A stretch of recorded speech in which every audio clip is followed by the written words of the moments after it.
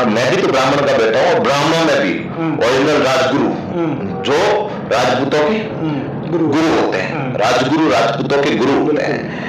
आज उस ब्राह्मण के बेटे को 8,000 लोगों द्वारा, जो निर्दलीय प्रत्याशी है उनके समर्थकों द्वारा, पारिवारिक सदस्यों पे अमर्यादित शब्दों का प्रयोग किया गया। मेरा परिवार का कोई सदस्य राजनीति में नहीं है, मेरे पापा आज भी किसान है, मैं जानता हूं, बिल्कुल जाना।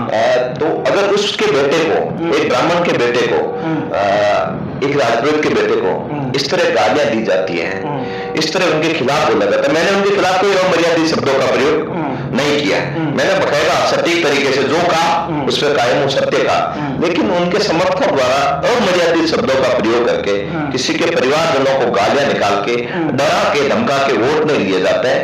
हम ठीक है, शांत है, मेरी कौम है जो शांति प्रिय है, मैं जिस कौम से आता हूं वो कौम शांति प्रिय है, ठीक है, कोई जवाब नहीं दे रहा। लेकिन ये भी मत समझे कि इतने भी हम कमजोर है कि आप गालियां बोलोगे और हम सुनेंगे।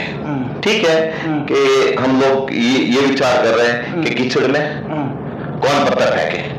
अमर्यादित शब्द कतई सहन नहीं करूंगा, मेरी भावना बहुत आहत हुई है, मुझे बहुत तकलीफ हुई है, और अगर आपके भाई को तकलीफ होती है और अगर आप सब बैठते तो मैं मानता हूं ये सही नहीं है।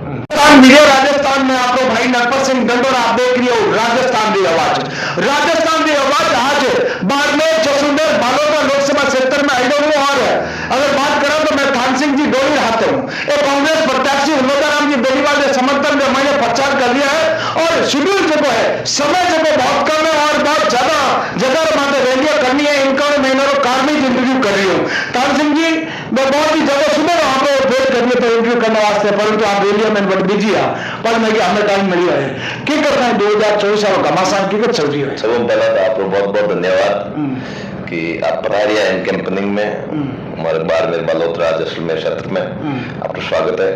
और आप देखो ये सुबह रही कैंपेनिंग बढ़िया चल है और भरोसा है इन बार परिवर्तन वही और मेरा राम जी जीती।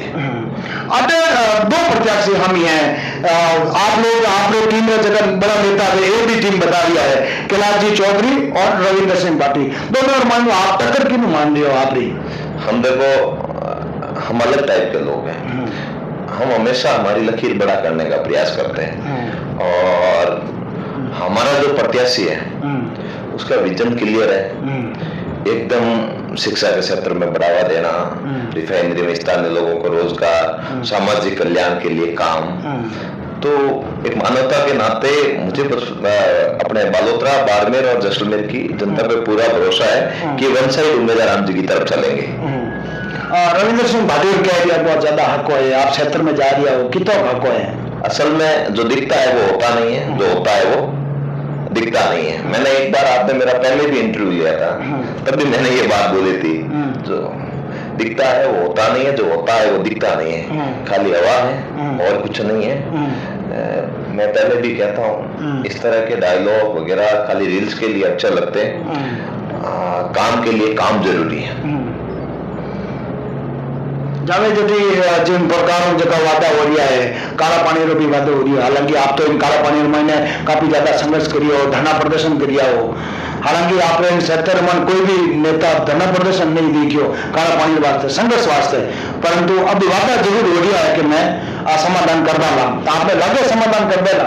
एक मैं बात बताऊं आपने, अब हमारे गांव पर आ रहा है, स्वागत भी करिए, और जाहिर सी बात है अगर मेहमान आए तो भगवान का रूप होता है, उनका स्वागत करना चाहिए। पर मुझे वो एक चीज बता दे कि वो पानी के लिए कह रहे हैं मैं ये करूंगा, पहले शिव का क्षेत्र है, उसमें जो किसानों की जमीनें गई हैं, जो थोंगली प्लांट बना हुआ है अवैध गौसर भूमि में, उसको लेकर आवाज बुलंद कर दे। जो डीएनपी क्षेत्र है, डीएनपी एरिया है, उस एरिया में वो उन लोगों को न्याय दिला दे। पहले एक भी जो हमारे निर्दलीय प्रत्याशी है उनका एक भी आंदोलन ऐसा बता दो जो शिव की जनता के लिए क्या हो।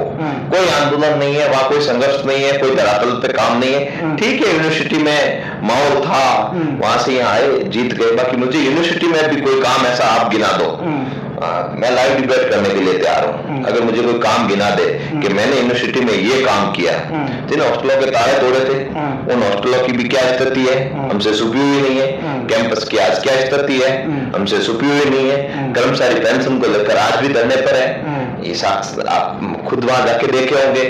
और फीस वर्दी को, फीस कम करने को लेकर आंदोलन किया था, फीस की भी क्या हालत है, वो सब आपसे छुपा हुआ नहीं है। ठीक है, एक्शन कैमरा रिप्ले अच्छा था, मर गए, बाकी मुझे ऐसा कुछ लगता नहीं है। मेरी तो बाड़मेर, जैसलमेर और बालोतरा की देवतुल्य जनता से विनम्र अपील है कि आप अपना 5 साल का भाग्य विधाता जो जिसको सुन रहे हो, जिसको जनसेवक सुन रहे हो, उसके बारे में सही जांच परख और तराजू में तोलकर आपका जो मन कहे, आपको जो सही लगे, सबकी पीछे की स्थितियां खंगालना, किनका क्या संघर्ष है, किसने क्या लड़ाइयां लड़ी, वो सब खंगालना, आपको वास्तु स्थिति पता चल जाएगी। उसके बाद आपको बार में भाषण सुन रही हो तो कल्याणपुर मैंने आप कुछ धमकी की बात करी हो, कोई धमकी आई है कहीं? देखो मेरी बात सुनो, मैं तो कैलाश जी पे भी एक चीज बोलता हूँ, उन्होंने हमारे किसानों के साथ कुठाराघात किया, इतना पावरफुल मंत्रालय मिला और हमारा कर्ज माफ नहीं किया, हमें बीमा क्लेम नहीं दिलाया।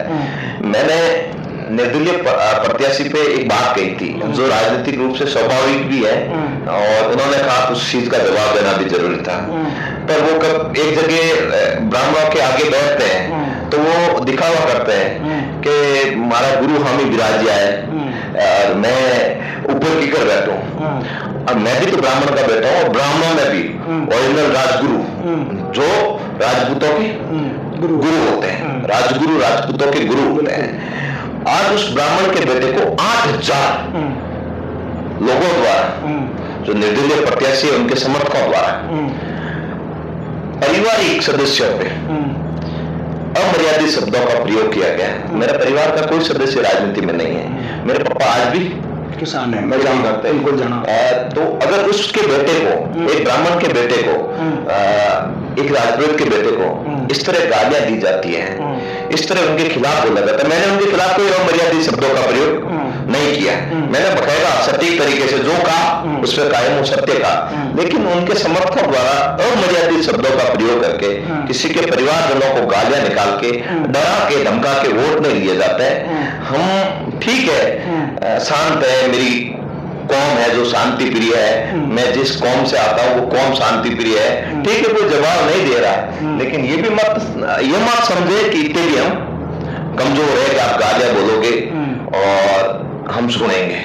ठीक है कि हम लोग ये विचार कर रहे हैं कि कीचड़ में कौन पत्थर फेंके, और जो गालियां दे रहे हैं मैं समझता हूं उनका खानदान भी वैसा ही होगा। देख लो मराठे थानसिंह की गोली है। अगर थानसिंह की गोली में अगर आपने बात बताऊं तो इन प्लाजा पाठशाला मैंने धरना प्रदर्शन में मामला मैंने अव्वल नंबर माते हाँ हमेशा आगे भूमिका मैंने हाँ, चाहे बजरी आंदोलन की बात होगी, चाहे वो डेयरी वाला काला पानी का मामला होगा, कई बार धरना प्रदर्शन और इन हाथे उम्मीदवार राम जी बेनीवाल भी और भूमिका में दिखता हूँ। और नरपत जी आप मुझे एक बात बताओ, एक गरीब किसान घर से निकला हुआ लड़का 5 साल तक सड़कों पर लड़ता है, मेहनत करता है। मेरा हर एक आंदोलन जन सेवा से जुड़ा हुआ। मुझे कहते कि लोग पानी के नाम पे राजनीति करते हुए कहां पहुंच गए, मैं कहां पहुंचा हूं? मैं तो मेरे लोगों के बीच में बैठा हूं, मैं कोई झूठ फरेब की बात नहीं करता हूं, उनके लिए आज भी लड़ रहा हूं। हाँ, सामने बहुत बड़े लोग हैं, मेरे हाथ में कलम नहीं है, जिस दिन कलम आएगी उन सबका इलाज करेंगे। और बालोतरा में कपड़ा उद्योग से लगाकर, मजदूरों से लगाकर, किसी दलित भाई की हत्या हुई हो, या फिर समदड़ी ठाकुर साहब से लगाकर, या किसी राजपूत भाई पे तकलीफ आई हो, चाहे सिवाना का प्रकरण हो, चाहे मुटली का प्रकरण हो, कहीं पे मिठोड़ा का प्रकरण हो, कहीं पे भी हो, थान सिंह दिल खोल के आगे खड़ा था और मदद करने के लिए तैयार था। उस थान सिंह को बोलते हैं कि आपको जानता कौन है। मुझे ऐसे फर्जी टीआरपी का कोई शौक नहीं है। मैंने जिनकी मदद की है, जिनके लिए काम किया है, वो लोग मुझे जानते हैं। और मैं मेरे लोगों से आह्वान भी करता हूं कि ये चुनाव जितना उम्मीदवार हम लड़ रहे हैं उतना आपका भाई लड़ रहा है, और आपका नैतिक दायित्व तो बनता है जो आपके भाई को गालियां दी है उनको वोट की शॉट से आप जवाब दो। मैं मेरे लोगों से निवेदन करता हूं कि आपके भाई को जिन्होंने गालियां दी है उन लोगों को वोट की शॉट से आप जवाब दो, अन्यथा और आपके किसी दूसरे भाई को गालियां दी जाएगी, आपके दूसरे भाई के साथ षड्यंत्र रचे जाएंगे। आज मजबूती से एक तरह से कहे तो बिना संसाधनों के दिन रात मैं मेरे लोगों को जगाने के लिए लड़ रहा हूं, तो मेरे अपनों का भी नैतिक दायित्व बनता है कि मेरे ऊपर जब तकलीफ आए तो मेरे साथ खड़े रहे। हाँ, कोई सामने से अगर आएगा तो मैं उसको जवाब दूंगा, लेकिन ये अमर्यादित शब्द कतई सहन नहीं करूंगा। मेरी भावना बहुत आहत हुई है, मुझे बहुत तकलीफ हुई है, और अगर आपके भाई को तकलीफ होती है और अगर आप सब बैठते तो मैं मानता हूं ये सही नहीं है। मैं एक और भी सवाल आपने पूछने चाहूँ, दोनों गाँव मामले जो है आप कई बार धरना प्रदर्शन दिया, रविंद्र सिंह जी भी इन 5 साल मान कभी धरना प्रदर्शन, अबे तो चलो चुनाव आ है, बिल्कुल पहले कोई धरना प्रदर्शन करियो कहीं काला पानी वाला। मेरी बात सुनो, अगर इनकी नीयत साफ होती तो मैंने 5 सालों में इनको कम से कम 100 से 150 बार इस रोड से जाते हुए देखा जब से यूनिवर्सिटी के प्रेसिडेंट बने। अगर ये एक बार आखिर हमारी पीढ़ा भी समझ लेते हैं ना कि डोली गांव है, यहाँ गुरु रहते हैं, या वन्य जीवों प्राणियों की रक्षा करने वाला विस्तृत समाज रहता है, तो भी मुझे खुशी होती कि हमारी इनको चिंता है। अगर केंद्रीय मंत्री यहाँ से दिल्ली जाते हुए अगर हमारे गांव की ओर एक बार बैठ के किसानों से हालत पूछ लेते, आपको कितने मच्छर काटते हैं, आपके गायों की स्थिति क्या है, आपके वन्य जीवों की स्थिति क्या है, यहाँ के वन्य जीवों की स्थिति क्या है, तो मुझे खुशी होती कि हाँ, इन लोगों को हमारे प्रति दर्द तो है, पीड़ा तो है। हम हमारे संसाधनों से जितनी हमारी मेहनत होती है इस पानी को बंद करने के लिए कर रहे हैं, लड़ाई भी कर रहे हैं, सरकारों को भी सावचेत किया, एनजीटी में भी है, लेकिन इन लोगों ने चुनाव के समय क्यों याद आता है डोले का पानी। और मेरे लोग भी भावनात्मक रूप से उनको एक सवाल जरूर पूछते हैं कि ये पानी है, इतने समय से आप एक बार में पूछते तो आते, ये 20 साल समय से कभी नहीं पूछते, खाली चुनावी ढकोसला करने आते हैं। बाकी मैं दावे के साथ कहता हूं कि समय लगेगा, लेकिन मेरा पहला मकसद जो है मेरे गांव को इस काले पानी से आजादी दिलाना, और कहीं आगे नहीं जाऊंगा। अगर मेरा गांव कहेगा कि सब कुछ छोड़ छाड़ के इसके लिए लड़, तो मैं ये भी लड़ाई लड़ूंगा, राजनीति भी छोड़ दूंगा, लेकिन मेरे गांव को आजाद कराऊंगा इस पानी से। ये मेरा दृढ़ संकल्प है, एक तरह का पूरा अंदर विचार है। उसमें उमेदवार राम जी से मैंने ये वादा किया, मतलब बात हुई तो मैंने कहा अगर मेरे पानी के लिए आप कुछ कर सकते हो तो फिर कुछ मैं आपके साथ खड़ा रहा हूँ, क्योंकि मेरे भाई जैसे हमने बहुत संघर्ष साथ में किया है। आप जो नॉर्मल परिवार में आप भी, आपके पिता भी मजदूर किसान, बिल्कुल एक तरह से कहे ना तो दोनों का भाइयों वाला प्यार है। देखो आगे क्या होता है वो तो भगवान जाने, लेकिन मानवता के नाते मुझे उमेदवार राम जी के साथ खड़ा रहना चाहिए। मैं जब बजरी आंदोलन से जुड़ा ना तो 90 दिन तो मेरे साथ में धरने पे बैठे थे। उस समय निर्दलीय प्रत्याशी अगर एक बार मेरे पास आते और कहते कि लाठा रिया मैं था बजरी आंदोलन में आते उठी तो ब्राह्मण रो बैठो 9 दिन पे भूखो बैठो तो थोड़ी बहुत ब्राह्मण रो बेटा की चिंता होती। देखो दिखावा मत करो, अगर आप रियल किसी से प्रेम करते हो तो उनके लिए काम करो। देख लो हमारा तो धान सिंह जी दोनों है और पूरी बातचीत करी हूँ, और मैं एक्सक्लूसिव इंटरव्यू कवर कर रही हूँ आज, और काफी टाइम हो गया मैंने 2 बजे 1 बजे लगभग मैं आ गया तो, हालांकि काफी ज्यादा मीटिंग है, व्यस्त था, अब गाड़ी रवाने समय मिली है, पूरी बातचीत करी हूँ। धान सिंह जी लास्ट बाड़मेर लोगों का अपील करनी चाहूँ। बाड़मेर, जैसलमेर और बालोतरा की देवतुल्य जनता से अपील है, शिक्षा के क्षेत्र में जो काम कर रहे हैं, जो रिफाइनरी में स्थानीय लोगों को रोजगार की पैरवी कर रहे हैं, और जो बालोतरा कपड़ा उद्योग में नवासार की बात कर रहा है, जो पानी पीने के मीठे पानी की पैरवी करने की बात कर रहा है, जो डोली के काले पानी को बंद करवाने की बात कर रहे हैं, उस उम्मीदों की उमेदवार राम जी के पक्ष में नाप तोल करके तीनों प्रत्याशियों में आपको अगर उमेदवार राम व्यवस्थित लगे तो उमेदवार राम जी के पक्ष में आपको मतदान करना है और इनको विजयी बनाना है। 5 साल का समय है, एक बार इनको देखते अगर काम नहीं करेंगे तो उसके बाद ये तो अस्थायी कुर्सियां हैं, 5 साल के लिए जनता किराए पे देती है, और जब इनका मन करे हटा देती है। ज्यादा से ज्यादा उमेदवार राम जी के पक्ष में खड़े रहे, उनका साथ दे, इस 2 बार चुनाव हारे हुए आदमी को इस बार जीता कर दिल्ली भेजे। देख लो महाराष्ट्र पान सिंह जी बोलिए, मैं पूरी बातचीत करी हूँ। और आप लोग बाड़मेर, बालोतरा, जैसलमेर लोकसभा क्षेत्र में मैंने किले फतेह कर रही हो, वो कमेंट बॉक्स में जवाब जरूर दीजिए। जय हिंद, जय राजस्थान, वीर राजस्थान। मैं आप भाई नरपत सिंह डंडोरा, आप देख रही हो राजस्थान की आवाज। जय हिंद, जय भारत।